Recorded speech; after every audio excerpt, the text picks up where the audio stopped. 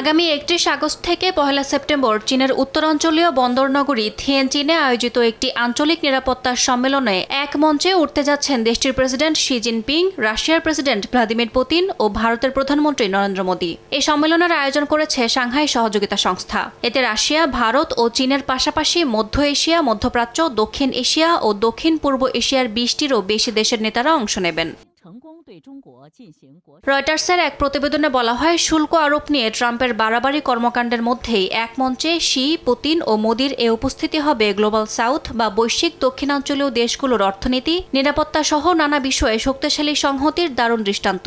এছাড়া এ বৈঠক হবে মার্কিন বিভিন্ন নিষেধাজ্ঞায় জর্জরিত রাশিয়ার জন্য একটি কূটনৈতিক বিজয়। ইউক্রেন যুদ্ধের কারণে পশ্চিমা নেতাদের সঙ্গে দূরত্ব তৈরি হলেও পুতিন এখানে মঞ্চ ভাগ করবেন শি ও মোদির সঙ্গে। ভারতের প্রধানমন্ত্রী নরেন্দ্র মোদী প্রায় ৭ বছর পর চীন সফরে যাচ্ছেন। ২০২০ সালে সীমান্ত সংঘাতের পর থেকে দুই দেশের সম্পর্ক ছিল উত্তেজনাপূর্ণ।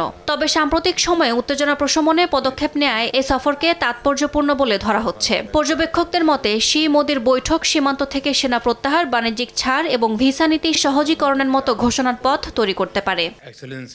ইয়াসমিন অনন্যা, সময় সংবাদ।